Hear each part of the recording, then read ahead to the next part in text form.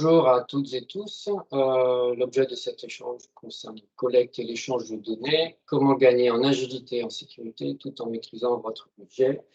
C'est monté entre un partenariat entre Ignition et le groupe Asten. Pardon, c'est moi qui ai la main. Donc les différents intervenants de cet échange, Georges Gavel, qui est cofondateur avec Olivier Pogam de Ignition. Georges est DG et Olivier est chef des opérations. Et puis moi-même, Stéphane Cabon, qui suis responsable commercial de l'entité Asten Lab. L'agenda qu'on vous propose, c'est une présentation rapide du groupe Asten, du groupe Ignition, la démo, bien sûr, et puis une séance de questions et réponses qu'on souhaite riche. Les micros seront désactivés, donc on vous invite à reposer vos questions dans l'outil de chat.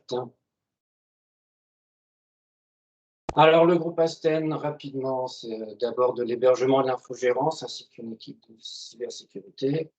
La partie Asten Lab que je représente, c'est le développement de portails, d'applications mobiles, des fortes compétences sur le big data et de l'intégration de RP. Les principaux métriques à retenir, c'est 300 clients, 120 collaborateurs, 12,5 millions de chiffre d'affaires l'an passé et 2 data centers. Et je précise que nous sommes situés à Brest. Alors, la genèse de l'histoire, pourquoi on veut monter ce partenariat avec Ignition, c'est qu'on a Laurent, qui est notre architecte Big Data, qui est en mission chez un client. Et à l'époque, il travaille sur une application de consultation de données et d'événements sur un processus qui est très complexe. L'objectif de ce processus métier, c'est de surveiller avec une application de visualisation des données. Le client utilisait Oracle et la recherche multicritère était lourde en termes de temps de réponse. Donc, suite aux difficultés éprouvées par l'utilisation d'Oracle, le client a décidé de changer le moteur de stockage et d'utiliser la solution Elasticsearch pour pouvoir accélérer les recherches multicritères et rendre possible la recherche textuelle. Et important également, le client souhaitait trouver un outil du marché qui permette de restituer la donnée sans coder. Et son choix s'est porté sur Ignition. Ce qui nous a plu, c'est en plus qu'ils ont fait preuve de réactivité et de souplesse pour développer très rapidement un connecteur Elasticsearch.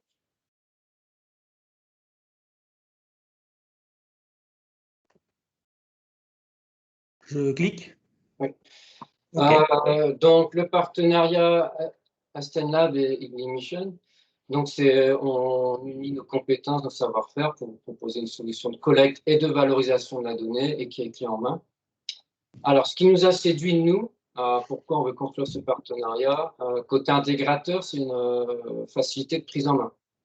C'est une interface qu'on juge également très orientée utilisateur et qu'on apprécie beaucoup. Nous-mêmes, ça nous donne envie d'utiliser. Des délais de mise en œuvre qu'on juge très courts par rapport à d'autres solutions du marché. Et puis, surtout, aucun développement spécifique requis. C'est simplement du paramétrage. Ça veut dire également que ça vous permet d'avoir une solution maintenable et des coûts maîtrisés. La valeur ajoutée d'Asten, une fois que vous avez choisi Ignition, c'est l'aide au choix de la solution de stockage et de la préparation de la donnée. Et puis, c'est l'intégration de Ignition Platform sur ces produits de données de manière simple et rapide. OK, parfait. Maintenant, c'est l'équipe Ignition qui prend la main. Merci. Eh ben, écoute, merci beaucoup Stéphane. Donc Ignition, alors avant de vous dire en quelques mots ce que fait Ignition, mais on va un petit peu dérouler quelle est la problématique qu'on traite ou quelles sont les problématiques qu'on traite. Juste quelques mots sur Ignition. Alors plus pour parler des problématiques qu'on traite que de Ignition. Ignition aujourd'hui, donc c'est une société qui est basée à Angers, c'est 35 collaborateurs. La moitié de ces collaborateurs, c'est 17, on va dire 17 et demi, mais 17, c'est toute l'équipe R&D qui est pilotée par le troisième associé qui s'appelle Gilles, notre CTO. Donc notre métier, c'est éditeur de logiciels. Et ensuite, on met en place nos solutions à la fois avec notre équipe conseil, mais aussi pour le Grand Ouest avec notre partenaire Asten. Alors, à quelle problématique on s'adresse? Eh bien, tout simplement, voilà, on va essayer d'un petit peu simplifier le message. C'est juste pour la présentation, on va voir qu'on traite pas mal problématiques, mais globalement, vous reconnaissez tous Excel. Et la question qu'on pose, c'est est-ce que vous utilisez Excel dans vos processus de collecte et de saisie de données? Et très souvent, la réponse, ou quasiment à 100%, la réponse, c'est oui. Non seulement pour collecter de la donnée, mais en plus, des fois, pour la valoriser, c'est-à-dire faire, comment dirais-je, faire des tableaux, des indicateurs, bref, le pilotage de l'entreprise ou d'un processus métier avec Excel. Donc nous, ce qu'on propose, tout simplement, alors bien évidemment, la collecte, surtout cette partie collecte qui est assez, c'est un sujet assez sensible puisqu'on envoie des fichiers un peu partout et puis on demande à des collaborateurs de venir saisir, il n'y a pas de sécurité. Bref, il y a un petit peu tous les travers d'Excel, en tout cas sur cette partie-là. Ben nous, qu'est-ce qu'on va vous proposer tout simplement? Ignition. Ben Ignition, ça va vous permettre, alors son petit nom c'est Ignition Platform, va vous permettre de rationaliser les processus de collecte, de saisie et d'échange de données. Alors, qu'est-ce que ça veut dire? Ben, le processus de collecte, c'est lorsque la donnée existe, on est capable d'aller la chercher. Tout à l'heure, Stéphane a parlé de Splunk, mais il y a plein d'autres sources. On est capable d'aller chercher de la donnée lorsqu'elle existe dans des systèmes sources. Là, on a un comportement type ETL. Et ensuite, cette donnée, souvent, il faut l'enrichir, il faut la modifier, il faut la compléter. Il faut tout simplement en créer de nouvelles. Et c'est là qu'il y a le fameux Excel qui est utilisé. Ben, nous, ce qu'on va proposer, c'est tout simplement des formulaires. On va le voir avec la démo d'Olivier. Tout simplement, on a un studio qui va permettre de créer comme ça des formulaires qui seront sécurisés, qui feront appel à des référentiels, ce qui fait que lorsque l'utilisateur se connectera pour venir faire de la saisie, ben, sa saisie sera complètement guidée avec des picklists pour qu'il y ait un minimum de travail à faire et surtout il y a un maximum de garantie que la donnée soit sécurisée et sécurisée au sens aussi qualité de la donnée. On va positionner des règles métiers pour que lorsque l'utilisateur a fini de saisir, et bien lorsqu'il valide son information, et ben bim, c'est écrit directement en base et la donnée est propre. Voilà, ça évite, on va le voir un petit peu tous les travers qu'on avait peut-être avec l'Excel. Alors, ça se traduit comment? Ça se traduit, je descends vite le premier pavé. La conception et la supervision donc, de Ignition Platform, c'est quoi? C'est une solution donc, entièrement paramétrable. Donc, il n'y a pas de développement spécifique. C'est du glisser-déposer. Le paramétrage peut être assez avancé. Et ce qu'il faut retenir, c'est flexibilité. Surtout, c'est implémenté en méthode agile. Donc, ce qui nous amène à avoir des délais très courts, 2 à 4 semaines à peu près, pour déployer un premier cas d'usage. Et on va voir qu'on va se focaliser aujourd'hui sur un cas d'usage autour de l'élaboration budgétaire, mais pas que. On va pouvoir aussi créer des tableaux de bord. Le studio permet à la fois de créer des formulaires, mais aussi de créer des tableaux de bord, de la BI, des indicateurs, ce qu'on appelle aujourd'hui de la data visualisation. Le deuxième point, c'est le pilotage et l'analyse. Alors, on en a déjà un petit peu parlé. Ce studio permet de créer effectivement des indicateurs qui vont nous permettre de piloter notre activité, mais aussi piloter la collecte en temps réel des données qui remontent.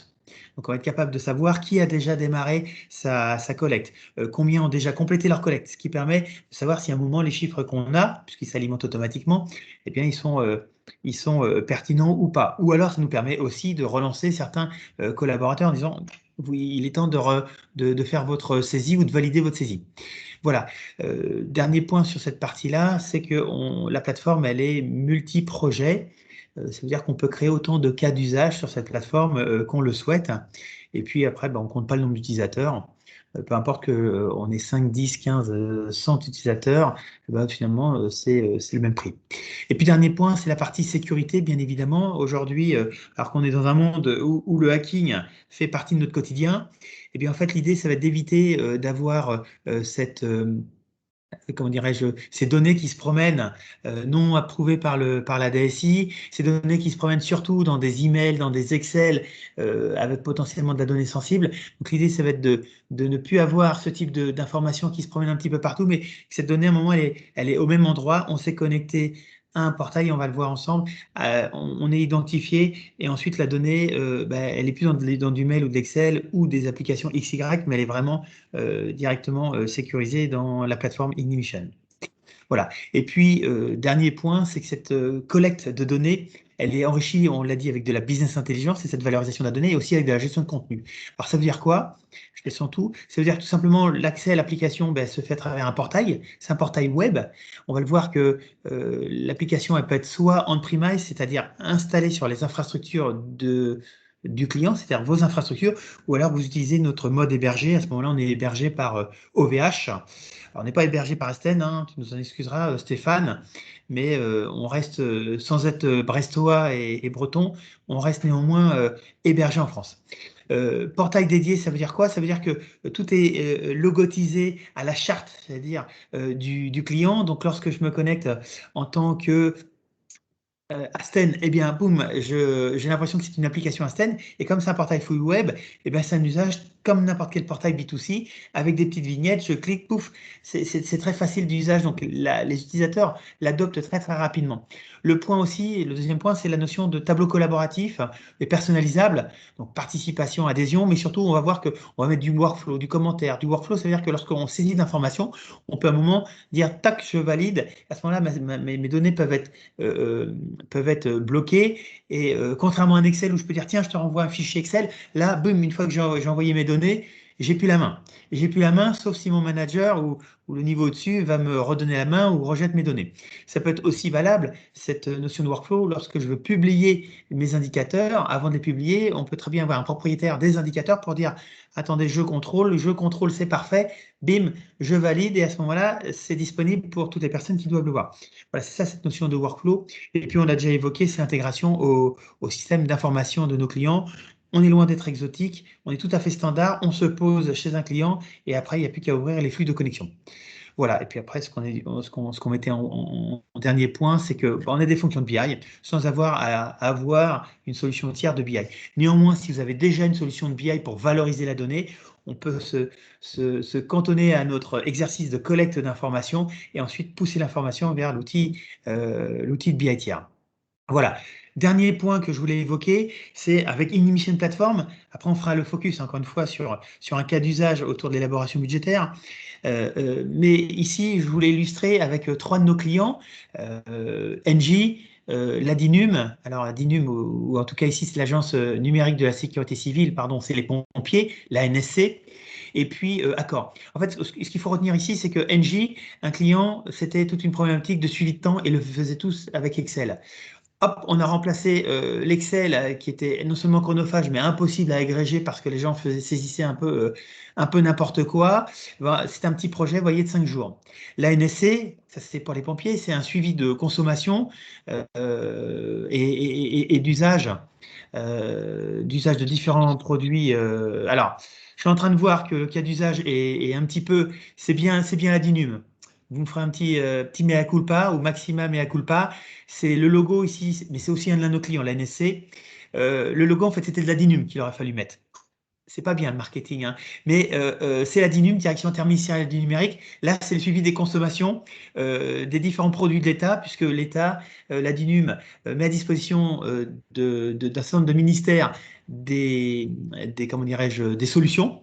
Et ces solutions-là, ben, il y a besoin de mesurer qui l'utilise, quel ministère, et puis derrière, in fine, ouais, super, ils vont pouvoir refacturer comme ça chaque ministère. Donc, la DINUM, finalement, elle a aussi une fonction de rentabilité. Et là, c'était un projet très court puisqu'on était à 10 jours. Et le dernier projet, c'était le projet Accor. C'est la conformité à la marque. Accor ne possède plus ses hôtels. Néanmoins, ils ont besoin que chaque hôtel, Novotel, Mercure, Ibis, puisse respecter la marque. Ils ont essayé d'utiliser Excel pour collecter de l'information sur les marques. Malgré toutes les applications qu'ils pouvaient avoir, ils avaient besoin d'avoir d'informations sur des concepts, sur des travaux, des prévisions de travaux. Et ils ont essayé de faire ça avec Excel, c'était infernal, ils n'y arrivaient pas de visibilité. Bim, avec notre solution, en 25 jours, on a réussi pour l'équipe marketing corporate à leur donner de la visibilité. Et, bah aujourd'hui, c'est un projet qui tourne super bien. Alors pourquoi ce slide, et je résumerai, ben, c'est tout simplement que cette plateforme-là, elle peut traiter plein de cas d'usage, et un cas d'usage, ça peut être 5 jours, 10 jours, 25 jours, 30 jours. Et donc, ce qui est intéressant, c'est lorsque vous faites le choix de la solution, eh ben, on démarre sur un cas d'usage, on va faire ce qu'on appelle un quick win, on va avoir des gains très rapides, et après on va se dire, tiens, il y a peut-être potentiellement d'autres cas d'usage qu'on va pouvoir mettre dans la plateforme. Voilà, c'est ça l'intérêt aussi de la plateforme Ignition plateforme. Voilà, et ben, je laisse la main à Olivier. Pouf, j'arrête le partage d'écran. Pardon, j'ai des petites pop-up qui s'ouvrent. Tac, tac, et tac. Olivier, Oui, bonjour. Bonjour à tous. Oui, je vais partager donc mon écran. Paf, voilà.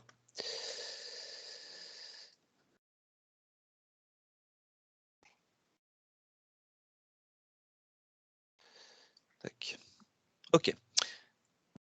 Donc, on a choisi donc pour illustrer notre démonstration un cas d'usage qui s'appuie sur une collecte d'informations budgétaires, mais on verra dans un deuxième exemple qu'on peut faire beaucoup d'autres choses. C'est pour ça que je parle de cas d'usage, puisque la solution permet de paramétrer assez rapidement des formulaires ou des collectes pour aller chercher de l'information dans des systèmes tiers, et donc on peut vraiment construire une application complète. Là, la problématique rencontrée, et ce qu'on rencontre assez souvent finalement, c'est que on a plein d'interlocuteurs, ce qu'on appelle des contributeurs, et là en l'occurrence des responsables de service qui doivent remplir un fichier Excel. Et puis, une fois qu'il est rempli, ce fichier Excel, le transférer à un niveau hiérarchique qui serait une direction de BU, de Business Unit par exemple, et puis c'est vérifié, contrôlé, et puis retransféré en centrale pour faire de la consolidation et fournir des éléments de pilotage au siège. Donc ça, c'est toujours un peu compliqué, il n'y a pas de gestion de version, il n'y a pas de sécurisation des données, beaucoup de pertes de temps, des retards dans le processus. Tous les aspects de consolidation, on est obligé d'avoir des personnes qui sont dédiées à de la consolidation. Et c'est vraiment pas fluide en termes de processus. Donc l'idée, c'est de hop, voilà, avec Ignition, en fait, on a digitalisé ce processus dans un portail web qu'on va voir tout à l'heure. Et l'exemple et la démonstration que je vais vous montrer, c'est que je vais me connecter en tant que Ignition Brest, où je vais saisir mes charges et éventuellement des produits. Et puis, je vais valider mon workflow pour que ce soit vérifié en centrale. Là, je vais passer directement au siège. Et le siège va pouvoir refuser ou accepter ma contribution. Puis surtout, il va avoir une vision consolidée de l'avancement des autres agences. L'intérêt de tout ça, c'est qu'on a une traçabilité complète, c'est-à-dire qu'on va voir qu'on peut poster des commentaires, on peut suivre le process en temps réel, et surtout, la qualité de données est bonne puisqu'on a fait, dès la saisie, un ensemble de contrôles, et donc un certain gain de temps, et puis surtout une interface unique pour tout le monde. Hops. Donc, comment se présente la solution? Alors, la solution est un portail qui va pouvoir être charté à vos couleurs. Là, on est sur des couleurs Ignition, des images Ignition, mais par exemple ici, c'est un autre contexte, mais on peut vraiment reprendre des couleurs et designer le portail comme on le souhaite. En fait, dans ce portail, on va avoir trois grandes fonctions. Donc, le portail qui va permettre de publier du contenu, que ce soit des textes comme on le voit ici ou de la vidéo. Et puis, l'autre fonction, ça va être de mettre à disposition des formulaires de saisie pour collecter l'information. Et on va avoir une troisième fonction qui va être plutôt de la restitution de l'information de manière consolidée ou unitaire. Alors, c'est un portail qui est protégé derrière une authentification qui est nécessaire. Et donc là, je vais me connecter en tant que Ignition Brest, mais je voulais simplement montrer un peu le fichier de départ qui m'a servi à faire cette démo.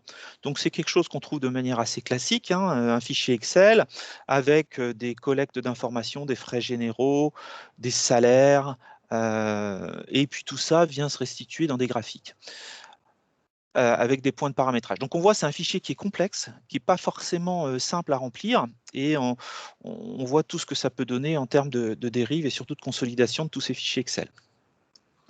Donc là, je vais me connecter en tant qu'une agence, qui va être l'agence de Brest. Hops, je me connecte. Une fois que je suis connecté, je vais avoir des éléments de menus auxquels je vais avoir accès, et puis je vais pouvoir naviguer soit par les petits boutons qui sont ici, soit directement à l'information par les menus qui sont là-haut. Donc je clique sur la gestion budgétaire, et là, en tant que Brest, j'ai accès à 3 documents. Je vais avoir accès à un tableau de bord. Bien sûr, je vais voir que mes données, et je vais avoir un écran de saisie des charges ou un écran de saisie des produits. Donc tout simplement, je clique sur saisie des charges. Je suis reconnu comme Ignition Brest, donc je n'ai accès que à mes informations qui me concernent. J'ai des petits éléments de synthèse qui me sont présentés. Et puis ici, j'ai un workflow. Donc là, ce que je vais dire, c'est que pour ma version en cours, version 2, puisqu'on a capacité aussi à lancer des process pour aller créer des nouvelles versions, mais là, je vais travailler sur ma version 2, je vais dire, ben, je travaille sur ma version 2, je clique sur le petit bouton en cours, pof, et je vais indiquer que je suis en cours de collecte des informations. Là, on voit que j'ai une variation de 8%, j'ai déjà augmenté mes charges par rapport à l'année 2020. Mais là, je vais avoir deux modes de saisie. Soit je vais pouvoir saisir à la Excel directement en ligne. Donc, je pourrais mettre 1505 ici, par exemple, et puis je peux venir saisir mois par mois toutes mes informations directement en ligne. Ou je peux avoir ce qu'on appelle des modes formulaires. Donc là, je vais mettre un affichage, pof, et là, je vais avoir un formulaire de saisie pleine page avec toutes les informations sur la même page. Un peu plus classique, avec des listes déroulantes, bien sûr, qui vont me permettre de m'assurer que je fais bien référence à des référentiels et que je ne saisis pas n'importe quoi dans ces différents champs. On voit qu'il y a des champs obligatoires avec les petites étoiles et tout ça est paramétrable, sachant que les mois, eux, ne sont pas obligatoires. Et je vous montrerai tout à l'heure comment on paramètre tout ça.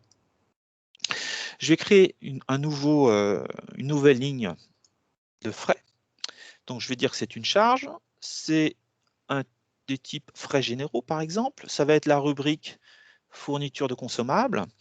Je peux décrire, pof, je vais dire que ça va être 500 € en février, 500 € en janvier-février, et j'enregistre. Voilà. Donc ma ligne est venue se rajouter ici, et puis bien sûr, après, je peux venir rajouter encore d'autres lignes. Donc ça, c'est nos formulaires de saisie qui vont permettre à chacun de venir contribuer. Derrière, on peut associer des écrans entre eux. Là, j'ai fait une saisie des charges, mais là, comme un peu dans Excel, je peux avoir un onglet qui va me dire ma saisie des produits. Et donc là, je retrouve le même principe. Je vais avoir l'ensemble de mes produits et je peux venir soit modifier directement en ligne, soit venir ajouter une ligne supplémentaire de produits. On voit ici que mes listes déroulantes peuvent être associées entre elles, c'est-à-dire que si je mets un type produit, ben, je vois que des familles qui sont liées au produit. Hops. Tac. Donc une fois que j'ai fini ma saisie, en tant qu'Inimission Brest, je peux éventuellement faire des commentaires que je souhaite transférer. Donc, je vais pouvoir cliquer sur commentaires. J'ai un nouvel écran où je vais pouvoir venir rajouter des commentaires.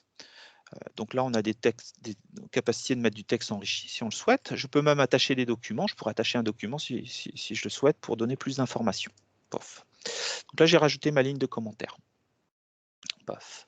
Maintenant, je peux considérer que j'ai terminé et donc je peux cliquer sur valider et hop, au moment où je clique sur valider, on peut déclencher un certain nombre d'événements.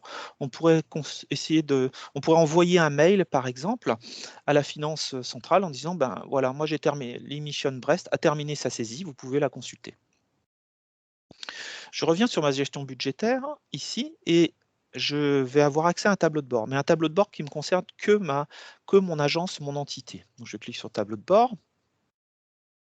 Et là, je vois une petite synthèse assez classique en data visualisation qui va me dire ben, comment sont mes charges chaque mois versus mes produits, sachant que je peux cacher mes charges ou visualiser que les charges ou les produits. Une comparaison entre 2 années. Et puis ici, ce qu'on appelle un sunburst, c'est un donut amélioré qui va permettre de descendre dans l'information. Donc là, j'ai que l'ouest, mais je peux descendre sur les informations qui sont en dessous. Hops. Maintenant, ce que je vais faire, je vais me connecter en tant que finance centrale. Pof. Je vais me siège finance. Je me connecte. Et puis là, on va voir, j'ai beaucoup plus de documents. Donc, je vais avoir accès toujours à mon tableau de bord, mais des éléments de paramétrage. Aussi, je pourrais gérer mes utilisateurs. Et puis, la partie démo, où je vais vous montrer comment j'ai conçu tous ces différents écrans. Si je reviens sur ma saisie des charges de tout à l'heure, donc on voit ici que moi j'ai accès à toutes les entités en fait. Donc je vais vraiment voir toutes les entités qui ont contribué et j'ai ma vision consolidée. Donc j'ai finalement ma vision consolidée en temps réel. Ou selon un processus ou un statut.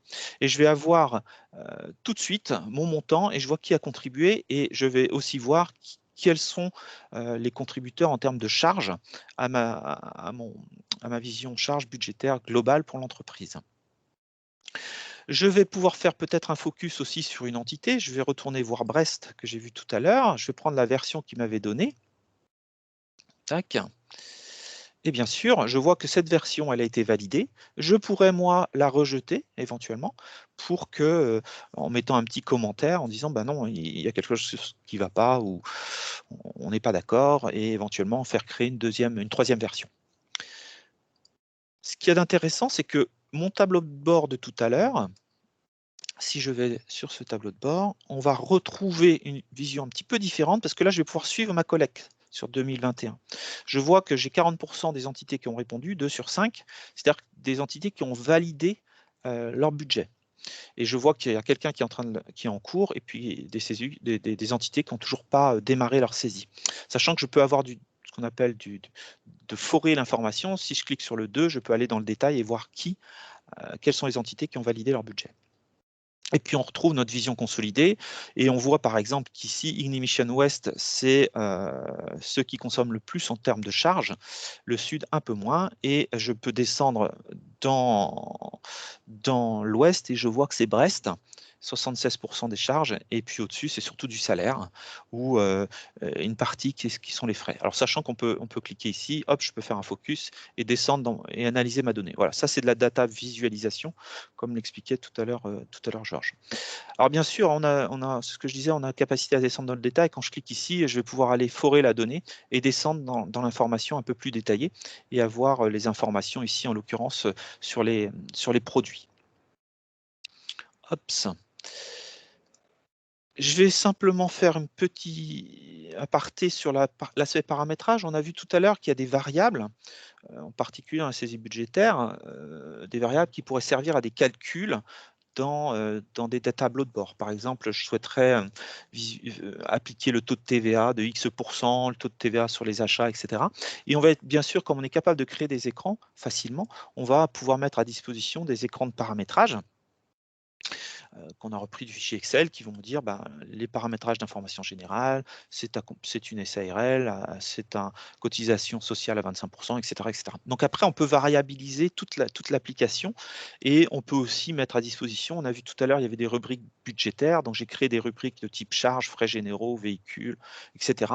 Et donc ça, dans les phases de sprint, puisqu'on travaille en méthodologie agile sur des sprints d'une semaine, ensemble, on construit l'application et on détermine un petit peu toutes ces variables d'environnement.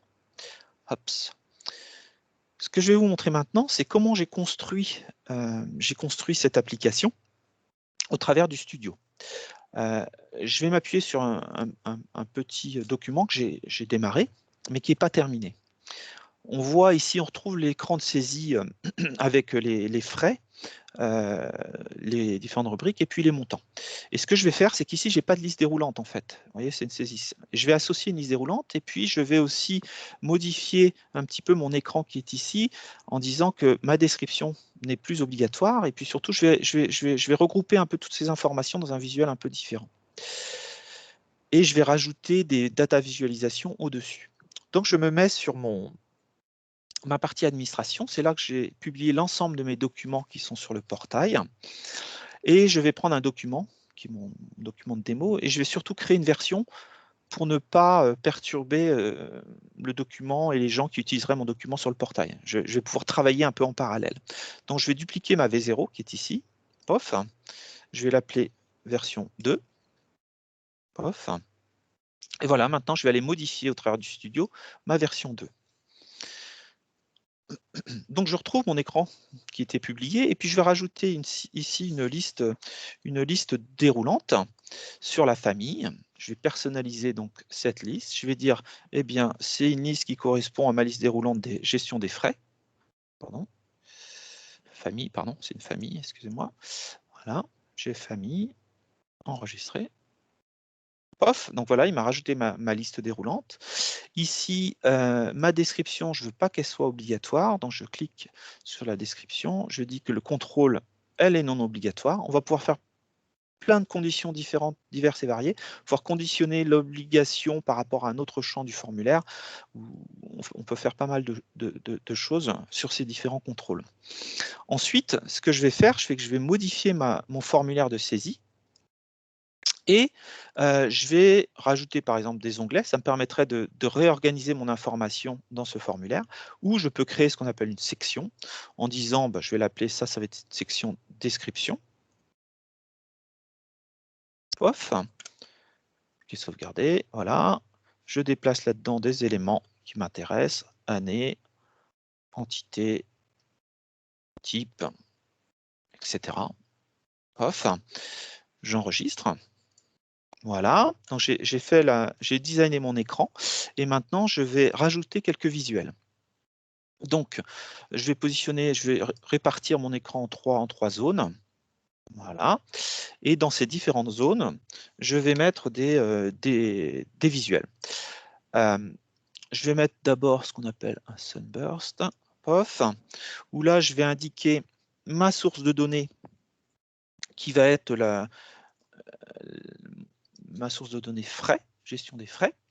Je vais indiquer que je souhaite cumuler mon total des 12 mois. Je vais prendre d'abord une analyse par business unit, puis par entité, éventuellement par type.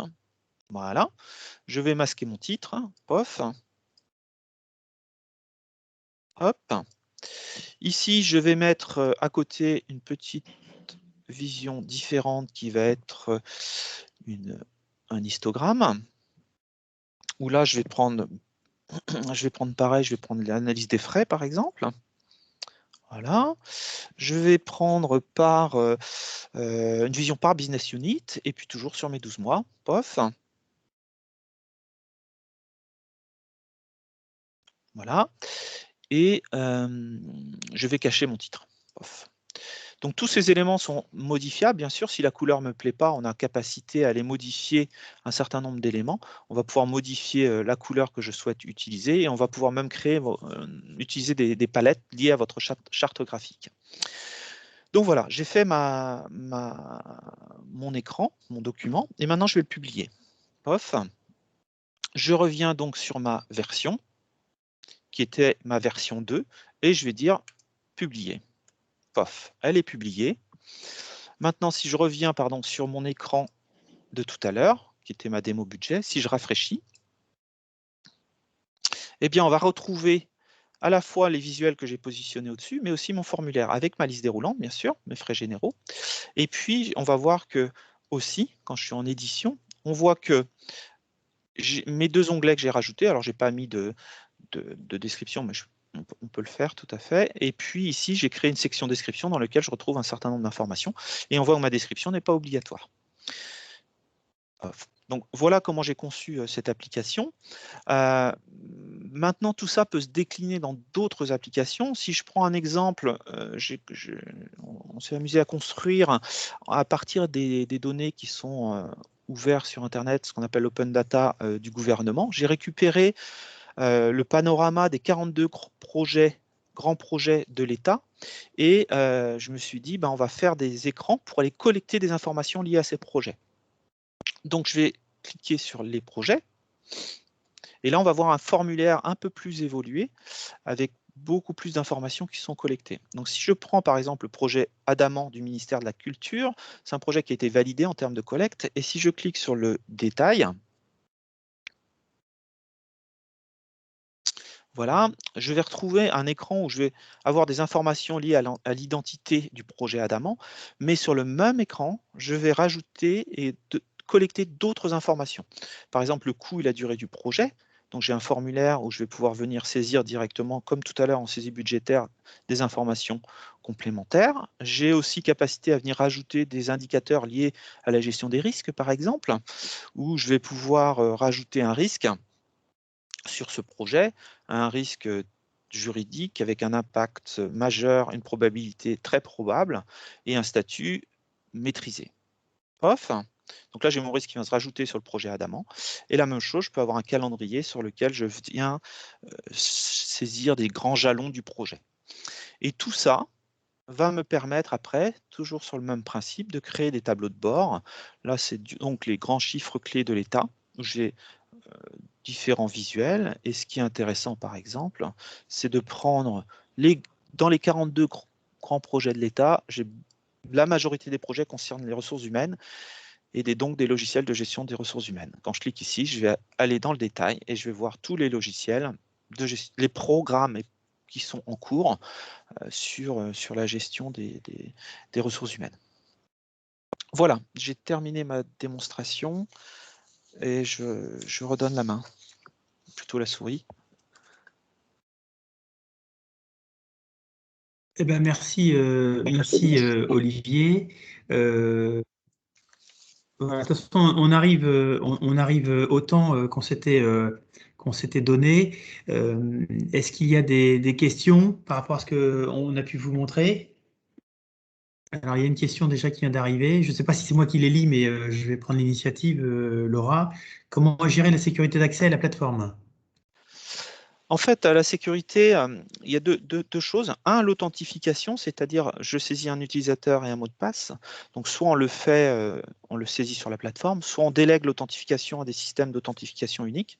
Donc, ça, on est tout à fait compatible avec la majorité.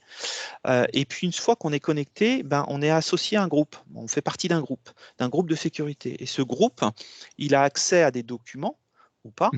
Et après, ce groupe, il a accès aussi à des fonctions. C'est-à-dire, est-ce que j'ai le droit de créer quelque chose? Est-ce que j'ai le droit d'effacer un élément? Est-ce que j'ai le droit de voir un champ qui serait du chiffre d'affaires, un montant financier ou pas? Voilà. Donc, tout va tourner autour de cette association entre le groupe et la personne. Et après, on peut faire des limitations de périmètre en disant, ben, le périmètre, on va le limiter parce que cette personne fait partie de telle entité, par exemple. Ok, parfait. Est-ce qu'il y a d'autres questions? Alors, comme je n'ai pas accès au chat, il n'y a que quand il y a la pop-up qui s'affiche que j'ai la question. Alors, combien coûte la solution? Donc, ce qu'on a précisé tout à l'heure, c'est que sur le terme de collecte. Alors, il y en a plusieurs. Alors, combien coûte la solution? Donc, je vous invite à vous tourner vers Stéphane pour la partie pricing. Ce qu'il faut juste garder en tête, c'est que la plateforme, elle est multi-projet, donc on peut faire autant de projets qu'on le souhaite.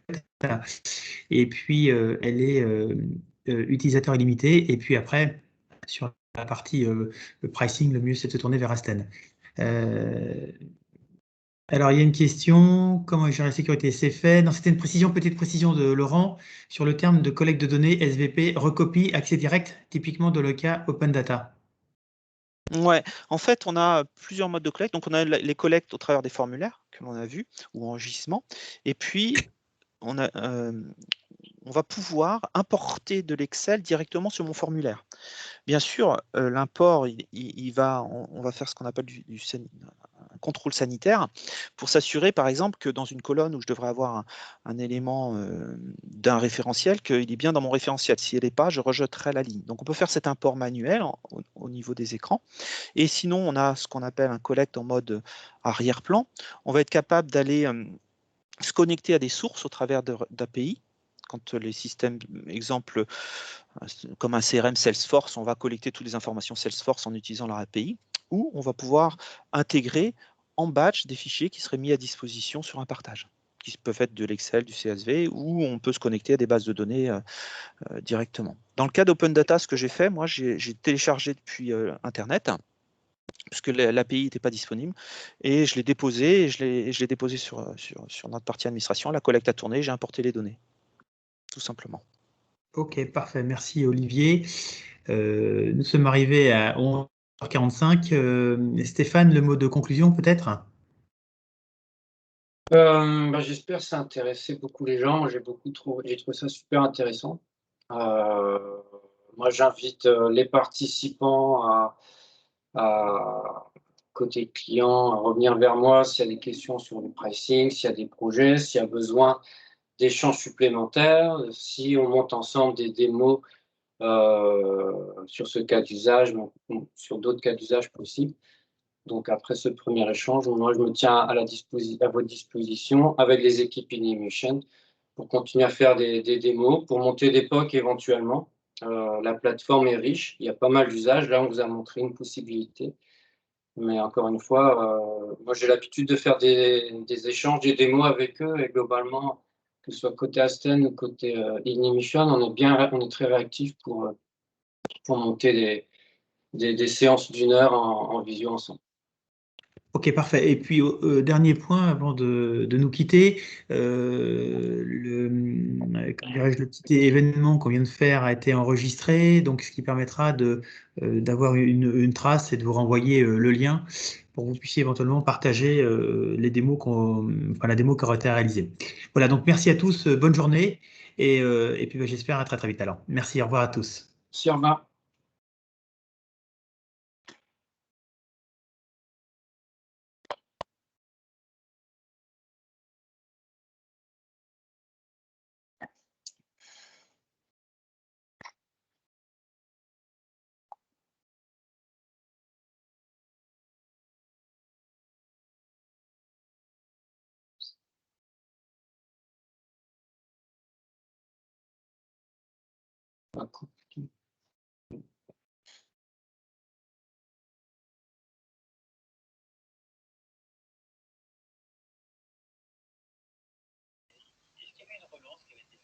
Oui, bah c'est Jennifer qui a géré, qui a renvoyé les mails. Bonjour. Jennifer, tu m'entends?